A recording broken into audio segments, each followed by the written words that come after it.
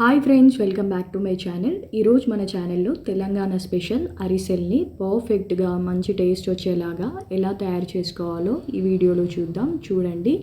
నేను చూపించిన విధంగా ఇలా ఒకసారి అరిసెల్ని ట్రై చేసి చూడండి. టేస్ట్ చాలా బాగుంటుందండి. ఇక లేట్ చేయకుండా అరిసెల్ని ఎలా తయారు చేసుకోవాలో ప్రాసెస్లోకి వెళ్దాం, చూసేయండి.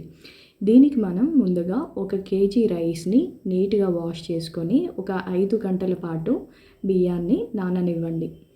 ఒక 5 గంటలు రైస్ నానిన తర్వాత ఒక క్లాత్లో వడగట్టుకొని బియ్యం కొంచెం ఇలా తడిగా ఉండేలాగా చూసుకొని మిల్లుకి వెళ్ళి పిండిని మంచిగా పట్టించుకోండి.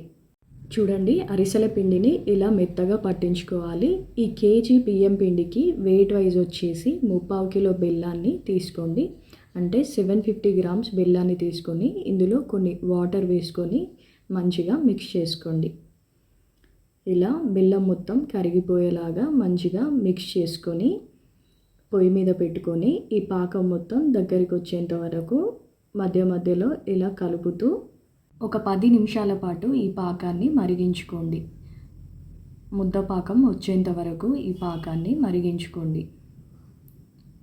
ఒక 10 నిమిషాల తర్వాత ఈ పాకాన్ని వాటర్లో వేసి ఇలా చెక్ చేసుకోండి. చూడండి, ఇలా ముద్ద పాకం వచ్చాక ఈ పాకాన్ని కిందికి దించేసుకొని ఇందులో కొంచెం యాలకుల పొడి అలాగే కొంచెం నెయ్యిని కూడా వేసుకొని మిక్స్ చేసుకోండి. నెక్స్ట్ మనం ముందుగా రెడీగా పెట్టుకున్న కేజీ బియ్యం పిండిని ఈ పాకంలో వేసుకొని కొంచెంగా ఇలా వేస్తూ మంచిగా మిక్స్ చేసుకోండి.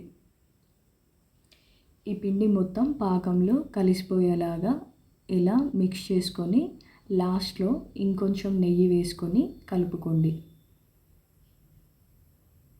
ఇలా కొంచెం నెయ్యిని వేసుకొని మిక్స్ చేసుకొని ఒక అరగంట వరకు ఈ పిండిని పక్కన పెట్టేసుకొని పిండిని మంచిగా నాననివ్వండి.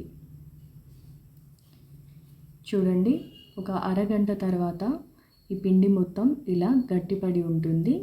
ఇందులో నుంచి కొంచెం పిండిని తీసుకొని ఒక కవర్కి ఆయిల్ అప్లై చేసుకొని కొంచెం పిండిని కవర్ మీద వేసుకొని అరిసెల్ని ఇలా రౌండ్గా ప్రెస్ చేసుకొని హీట్ అయిన ఆయిల్లో వేసుకొని లో ఫ్లేమ్ మీద అరిసెల్ని మంచిగా కాలనివ్వండి. ఈ అరిసె మొత్తం ఆయిల్లో మంచిగా వేగిపోయాక పక్కకు తీసేసుకోండి.